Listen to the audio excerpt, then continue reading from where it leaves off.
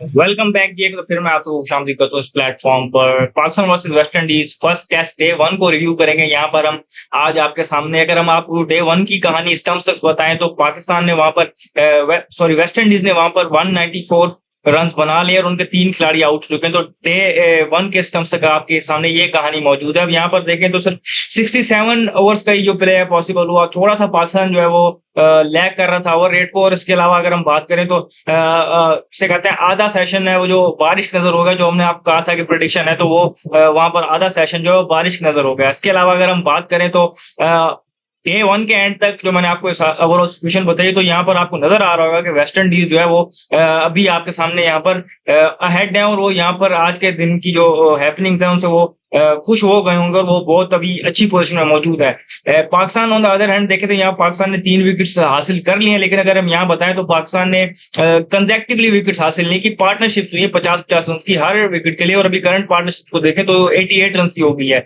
अभी केवम हॉज उनके जो बैटर है वो 83 रन पर खेल रहे हैं और साथ उनके दे रहे हैं शे होप जो वहां पर 39 रन पर मौजूद है। तो दो सेट बैटर्स उनके लिए खेल रहे हैं, अभी वो सेटल हो गए हैं और वो बिल्कुल अगर आप जिसे कहते हैं कि बड़े स्कोर बनाने के वो मूड में नजर आ रहे हैं। और पिछले कुछ अरसे से हमने देखा है कि वेस्ट इंडीज के बैटर्स ने ये आदत अपना ली है कि वो जब सेट होते हैं तो वो बड़ी इनिंग्स कन्वर्ट करते हैं। तो पाकिस्तान के लिए ये अलार्मिंग सिचुएशन यहाँ पर मौजूद है। पाकिस्तान की बॉलिंग परफॉर्मेंस को ओवरऑल समअप करें तो यहाँ पर मोहम्मद अब्बास ने 2 विकेटें ली हैं और 1 विकेट लिए यहाँ पर आमिर जमाल ने। आमिर जमाल ने 1 विकेट तो लिया है, जब वो आए स्पेल के लिए तो वहां पर वो बहुत थ्रेटनिंग नजर आए, लेकिन जैसे जैसे उस स्पेल में आगे जाते रहे तो हमने देखा कि उनकी तरफ से वहां पर लूजनेस नजर आए बॉलिंग में और वो वेवर्ड नजर आए, तो उन्होंने वहां पर रन भी कंसीड किए। और यहाँ पर अगर आप उनका इकोनॉमी रेट देखें तो 5 से अबव क्या वो भी टेस्ट क्रिकेट में, तो ये एक्सेप्टेबल नहीं है। और यहाँ तो आप उनको कैटेगराइज कर देंगे वो आपके विकेट टेकर हैं, तो विकेट के कॉलम में आपको 2 या 3 विकेट्स नजर आए और साथ आपको ऐसी इकोनॉमी नजर आए तो समझ भी आता है, लेकिन वो भी उस तरीके से उस चीज को वो भी रिफ्लेक्ट नहीं कर रहा, तो वेवर्ड वो वहां पर नजर आए। Mohammad Abbas again ever so, जिसे हम कहते हैं कि कंसिस्टेंट अपनी बॉलिंग के साथ और लाइन और लाइन को हिट कर रहे होते हैं, अपनी लिमिटेशंस में रह के बॉलिंग कर रहे होते हैं। आपको पता है कि पेस के मामले में वो लिमिटेड है, बिल्कुल मीडियम पेसर आप उनको काउंट कर सकते हैं यहाँ पर।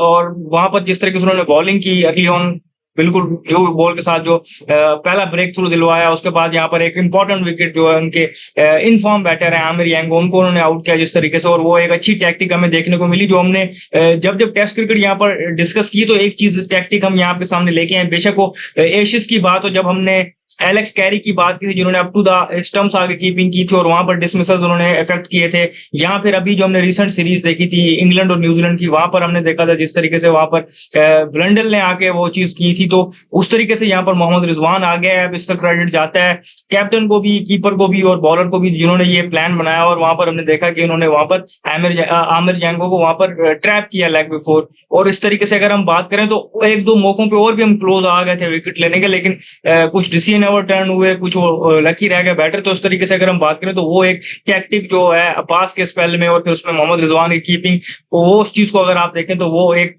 बड़ी एक इंटरेस्टिंग चीज नजर आई। एक और इंटरेस्टिंग चीज ये नजर आई जिस तरीके से सिलेक्शन हुई यहाँ पर लेफ्ट आर्म स्पिनर जो अली उस्मान उनका डेब्यू हुआ है। और उसके अलावा अगर आप देखें तो पाकिस्तान ने यहाँ पर कंप्लीट 5 बॉलर्स खिलाए, जिनमें से 4 पेसर्स हैं, 3 फ्रंट लाइन पेसर्स और एक जो पेस बॉलिंग ऑलराउंडर है आमिर जमाल, वो आपके पास खुरम शहजाद है, मोहम्मद अब्बास है और मोहम्मद अली डेजी, ये आपके 3 फ्रंट लाइन पेसर्स हैं। अली उस्मान स्पिनर है और फिर आमिर जमाल मैंने जैसा आपको बताया कि पेस बॉलिंग ऑलराउंडर। ये एक ब्रेव मूव थी। इससे कबल हमने देखा कि पाकिस्तान सिर्फ 4 बॉलर के साथ जाता था, 7 नंबर तक बैटिंग कराता था। आपके साउथ शकील यहाँ पर अवेलेबल नहीं थे, तो वो वाला स्लॉट जो इन्होंने उसकी जगह आप इसको इफेक्टिवली कह सकते हैं कि एक बॉलर एक्स्ट्रा खिला लिया। तो ये चीज पाकिस्तान को देखनी पड़ेगी। सरफेस के हवाले से अगर हम बात करें तो सरफेस इतनी आसान नहीं थी बैटिंग के लिए। वहां पर हमें नजर आ रहा था इनवेरिएबल बाउंस भी नजर आ रहा था और कुछ बॉल जो है वो वहां पर से कहते हैं कि किक ऑफ कर रही थी, कुछ नीचे रह रही थी और movement on end of available थी वहां पर पेसर्स के लिए। तो ओवरऑल अगर हम एक चीज को डिस्कस करें कि कैंप हुआ, कैंप में बातें हुई कि पाकिस्तानी बॉलर्स की विकेट्स ना लेने की वजह और वो सारी सिचुएशन जो हमने पहले डिस्कस की थी, उनमें एक मेजर वजह सामने ये आई थी कि आपके जो पेसर्स हैं उनकी जो पेस है वो बहुत नीचे थी। तो यहाँ पर आपने 4 पेसर्स खिलाए और कल के दिन की वजह से अगर आप सबकी परफॉर्मेंस को ओवरऑल सम अप करें तो किसी एक पेसर ने भी वहां पर 140 से ऊपर बॉल नहीं की और हाईएस्ट भी सिर्फ आपकी 136 तक गई है। तो ये चीज डे 1 पे आपके सामने आई है, तो ये एक और कंसर्निंग पॉइंट है। अगर आप इस चीज को यूं भी देखें तो चारों फिर आपको अगर एक ही पेस पे वो बॉलिंग करे तो चारों आपके लिए जिसे कहते हैं एक सिमिलर टाइप हो गए हैं पेसर्स। यहाँ पर आपके पास कोई ऐसी वैरायटी नहीं है, तो वो चीज भी यहाँ पर देखने को मिली है।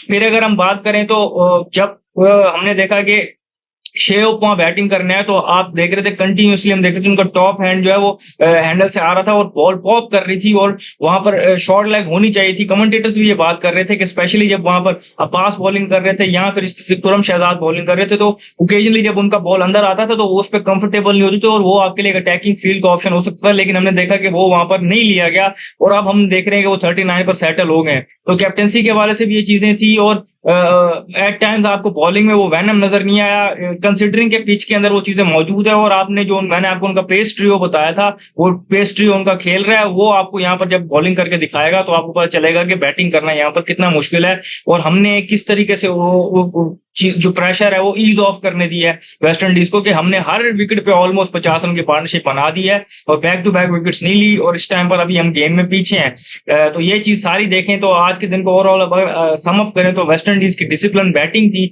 जो उनको यहाँ पर अभी लेके आई है। वो एक्सपेक्ट करेंगे यहाँ पर केवम हॉज जो यहाँ पर सेटल खेल रहे हैं और शेओप सेटल खेल रहे हैं, ये यहाँ पर बड़ी इनिंग लगाए और Pakistan on the other hand चाहेगा कि आज जल्दी विकेट्स लेके जितना कम से कम टोटल हो सके इनको वहां पर रिस्ट्रिक्ट करें और फिर आगे एक अच्छा बैटिंग डिस्प्ले पेश करें। जो भी फर्दर अपडेट होगी हम यहाँ को देंगे। इस वीडियो में फिलहाल इतना ही, मुझे दीजिएगा, शुक्रिया।